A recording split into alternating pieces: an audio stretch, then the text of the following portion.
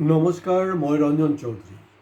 মই যোৱাকালিৰ এপিছ'ডতো কৈছোঁ যে 2026-ৰ নিৰ্বাচনৰ দেৰি থাকিলেও মানে যি আপোনাৰ চাৰিওফালে যোনটো বতাহ বৈছে সেইটো স্পষ্ট অনুমান যে প্ৰায় এক বছৰ আগতেই আমাৰ অসমত নিৰ্বাচন ষ্টাৰ্ট হ'লেই আৰু বুলি ক'ব পাৰে। কথা এষাৰ আছে যে বিনাশকালে বিপৰীত বুদ্ধি। অৱশ্যে এতিয়াতো অমৃতকালত বিনাশকালে বিপৰীত বুদ্ধি হ'ব নে নহ'ব এয়া সময়ে ক'ব। কাৰণ অমৃতকালত আপুনি একোৱেই ক'ব নোৱাৰে দেই। এতিয়া মূল কথালৈ আহোঁ, কিন্তু মূল কথালৈ অহাৰ আগতে আপোনালোকে কিন্তু আমাৰ চেনেল ছাবস্ক্ৰাইব কৰিবলৈ নাপাহৰিব, কাৰণ আজি আমি আকৌ এটা ধামাকা দিবলৈ গৈ আছোঁ। ছাবস্ক্ৰাইব কৰিব আৰু ভিডিঅ' ভাল লাগিলে শ্বেয়াৰ কৰিব, ভাল নালাগিলে শ্বেয়াৰ নকৰিব। হয়, আমাক কথা বতৰাবিলাক ভাল পায় বেয়া পায় যিয়ে, কিন্তু কমেণ্ট বক্সত কমেণ্টছ দিব দেই। কমেণ্টছটো আমাৰ ভাল লাগে, লাগিলে আমাক গালি পাৰক, কোনো অসুবিধা নাই। কিন্তু মানে কেদাৰ খানৰ ডাইলগ এটা আছে যে গালি দো লেকিন ইমানদাৰী চে গালি দো। গতিকে সেইটো মেইনটেইন কৰিব আৰু একো নাই। এতিয়া যোৱা সময়ছোৱাত মানে ভালেমান দিন হ'ল ইণ্ডিয়া পাকিস্তান যুদ্ধ লগাৰ আগৰ পৰাই আমি দেখিছোঁ, যুদ্ধটো নহয় এইবিলাক আৰু কি বুলি ক'ম, যি মানে চলি আছে আৰু ইণ্ডিয়া পাকিস্তানৰ ৰাজনীতি, ক্ৰিকেটৰ ৰাজনীতি হয়, এতিয়া নতুন ৰাজনীতি, বোমা বাৰুদৰ ৰাজনীতি ষ্টাৰ্ট হ'ল, টেৰৰিষ্টৰ হেৰি হ'ল। কিন্তু এই ঘটনাটো ষ্টাৰ্ট হোৱাৰ বহুত আগৰ পৰাই গৌৰৱ গগৈৰ পাকিস্তান কানেকশ্যন লৈ মুখ্যমন্ত্ৰী ডাঙৰীয়া একদম সোচ্চাৰ হৈ আছে আৰু খুব কনফিডেন্সেৰে কৈ আছে দেই। এতিয়া আপোনালোকে কওকচোন বাৰু, 10 ছেপ্টেম্বৰ মানে মোৰ যদি ভুল নহয়, 10 ছেপ্টেম্বৰ মুখ্যমন্ত্ৰী ডাঙৰীয়াই ডেডলাইন দিছিলে যে 10 ছেপ্টেম্বৰ দিনাখন তেওঁ জেললৈ যাব আৰু গৌৰৱ গগৈ কোন? গৌৰৱ গগৈ একদম চিধা চাদা একজন অসমীয়া মানুহ, মানে ইমান ৰাজনীতি কূটনীতি ইমান বস্তু বুজি নাপায়। আৰু তেওঁৰ দেউতা অৱশ্যে খুব বেছি যে বুজি পাইছিলে তেনেকুৱা নহয়। বুজি পোৱা হ'লে মানে কাৰোবাক এনেকৈ নয়নৰ মণি নবনালে হয়। আৰু নয়নৰ মণি বনোৱাৰ ফলত কি হ'ল যে মিৰ্জাফৰৰ হ'ব সেইটো তেখেতে ভবা নাছিল। কিন্তু পলিটিক্সত যেতিয়া থাকিব আপুনি অলপ কিন্তু আপোনাৰ মেচিউৰিটি থাকিব লাগিব। গতিকে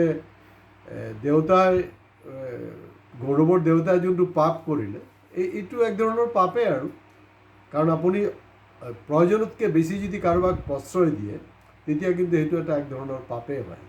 না মই বুজা নাই মোক নাই এইবিলাকৰ কথাৰ কোনো মিনিং নাই। সেইটো অকল পলিটিকেল ফিল্ডত নহয়, আপুনি সামাজিক ক্ষেত্ৰতো চবতে একেই কথা।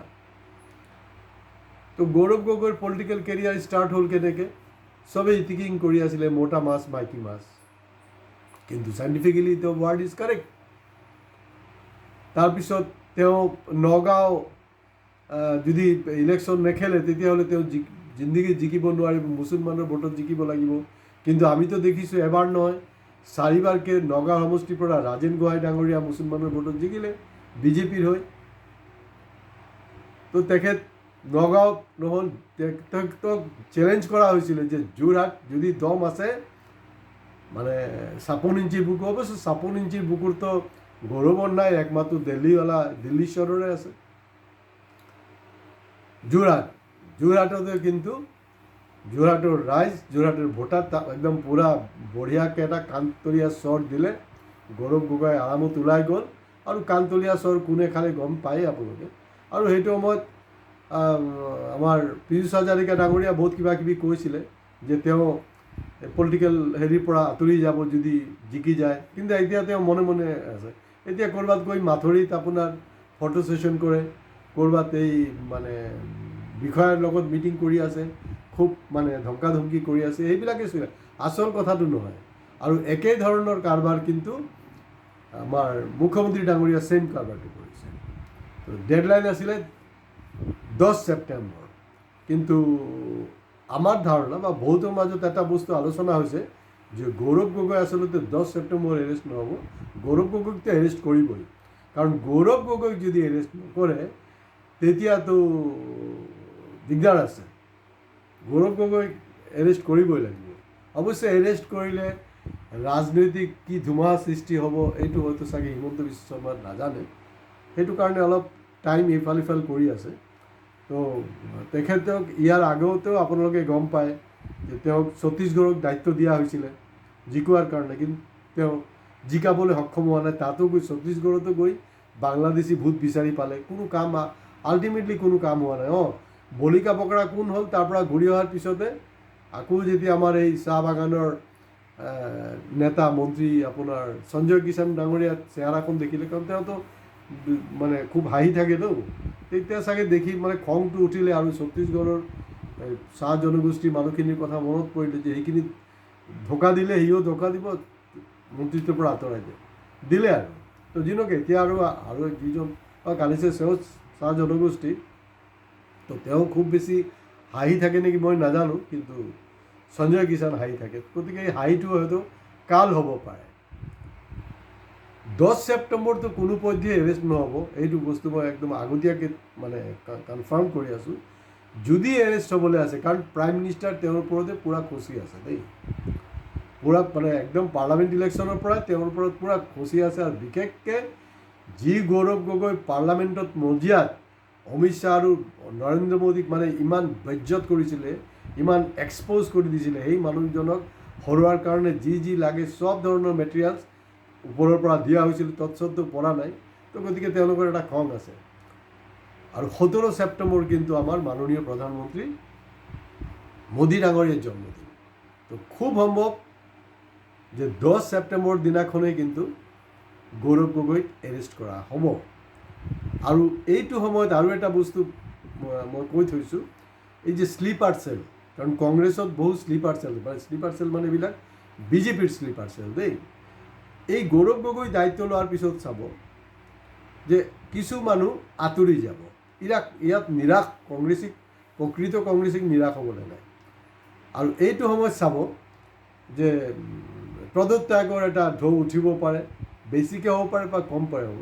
তো যিবিলাকে পদত্যাগ কৰিব, ইয়াৰ অৰ্থটো গম পাইছে আৰু তেওঁলোকৰ কাৰ লগত কানেকশ্যন আছে। কাৰণ ইমান দিনতো হিমন্ত বিশ্ব শৰ্মা ডাঙৰীয়াই কৈ আছিলে যে আমাৰ বিজেপিৰ মানুহ বা মোৰ নিজৰ মানুহ কংগ্ৰেছৰ মাজত আছে। তো গতিকে এতিয়া গোটেই কথাবিলাক স্পষ্ট হৈ গ'ল। দেখা যাওক যে 10 ছেপ্টেম্বৰ নহয় কি এইটো 17 ছেপ্টেম্বৰ আল্টিমেটলি গৌৰৱ গগৈ এৰেষ্ট কৰে নে নাই। কাৰণ মানে এটা মিছা কোৱাৰ এটা লিমিট আছে দেই, মানে এক্সেছ মিছা কৈছে। আৰু যদি ইয়াৰ আগতো যদি মই ছাবস্ক্ৰাইব কৰিবলৈ কেলৈ কৈ আছোঁ, কাৰণ আপোনালোকে ফ্ৰী অফ কষ্ট ছাবস্ক্ৰাইব কৰিব পাৰিব। কাৰণ দি স্পাই হু লাভছ মি এটা মানে মই কৰিছিলোঁ, ভিডিঅ' কৰিছিলোঁ, দি স্পাই হু লাভছ মি, য'ত মানে এই গৌৰৱৰ পাকিস্তান কানেকশ্যনৰ কথাটো তাত ব্যাখ্যা কৰা হৈছে। যদি কোনোবাই চোৱা নাই ছাবস্ক্ৰাইব কৰক, অট'মেটিকলি আপুনি নটিফিকেশ্যন ডেইলি পাই থাকিব। তাত গৈ সেইটো দি স্পাই হু লাভছ মি যদি চায়, তেতিয়াহ'লে গৌৰৱ গগৈৰ ওপৰত এক্সক্লুচিভ পাকিস্তান কালেকশ্যনৰ যে লিংক, সেইটোৰ ওপৰত আমি এপিছ'ড কৰিছোঁ। গতিকে 2026ত ৰণৰডংকা বাজিছে আৰু এতিয়া সময়ে ক'ব। কাৰণ যদি বিজেপি মানে হাৰি যায়, মানে বিজেপি হাৰি যায় মানে কি, গৌৰৱ গগৈ জিকিব লাগে, বুজি পাইছে নেকি কথা। এই মুহূৰ্তত বিশেষকৈ মানে গৌৰৱ গগৈ ডাঙৰীয়া সভাপতিৰ দায়িত্ব লোৱাৰ পিছত এটা বস্তু কিন্তু তেওঁ প্ৰেছ মিটৰ যোগেদি আৰু বিভিন্ন সভা সমিতিত এটা কথা কিন্তু স্পষ্টকৈ ক'ব লাগিব, আৰু ৰাইজক কিন্তু কনফিডেঞ্চত ল'ব লাগিব। তেওঁ ক'ব লাগিব, সেইটো ৰাহুল গান্ধীয়ে ক'লে নহ'ব, এইটো গৌৰৱ গগৈয়ে ক'ব লাগিব যে এট এনি কষ্ট কোনো পধ্যেই কিন্তু আমি হিমন্ত বিশ্ব শৰ্মা ডাঙৰীয়াক কংগ্ৰেছ দললৈ উভতি আহিব বিচাৰিলেও, ভৰিত ধৰিলেও, ভৰি চেকিলেও আমি কিন্তু তেওঁক নলওঁ। এই কনফিডেঞ্চটো যদি দিব নোৱাৰে তেতিয়াহ'লে বিপদ আছে। কাৰণ মানুহবিলাকো অলপ কনফিউজ হৈ আছে, কাৰণ যদি শেষ মুহূৰ্তত আকৌ হিমন্ত বিশ্ব শৰ্মা কংগ্ৰেছলৈ গুচি যায়, এনেকুৱা এটা চিটুৱেশ্যন হ'ব পাৰে। কিন্তু হয়, কংগ্ৰেছৰ যদি এইটো ৰিজলিউশ্যন থাকে যে এট এনি কষ্ট আমি কোনো পধ্যেই এই মানে কোনো কণ্ডিশ্যনতে মানে আমি কংগ্ৰেছলৈ উভতাই নানিম। কাৰণ এই যদি প্ৰচাৰটো এই কথাবিলাক আপোনালোকে এতিয়াৰ পৰাই স্পষ্ট নকৰে, পাব্লিক কিন্তু আল্টিমেটলি হিমন্ত বিশ্বৰ ওপৰত ডিপেণ্ডেণ্ট থাকিব আৰু হিমন্ত বিশ্ব শৰ্মা মানে বিজেপি চৰকাৰে ঘূৰি পকাই আহিব। তো 26ত গৌৰৱ গগৈৰ নেতৃত্বত কংগ্ৰেছ চৰকাৰ হোৱাৰ পূৰা সম্ভাৱনা এতিয়া উজ্জ্বল হৈ গৈছে, কিন্তু তেখেতক যে কংগ্ৰেছক উভতাই লোৱা নহ'ব সেইটো একদম কেটাগৰিকেলি ক'ব লাগিব, আদাৰৱাইজ কিন্তু বিপদ আছে। আজি ইমানতে শেষ কৰিছোঁ। ভিডিঅ' শ্বেয়াৰ কৰিব আৰু আমাৰ চেনেল ছাবস্ক্ৰাইব কৰিবলৈ প্লিজ নাপাহৰিব। কাৰণ চাওক, আমি কংগ্ৰেছ এই বিজেপি বা কৰ্পৰেটৰ পইচাৰ ওপৰত ডিপেণ্ডেণ্ট নহয়। আমি আমাৰ ভাগে কৰি আছোঁ।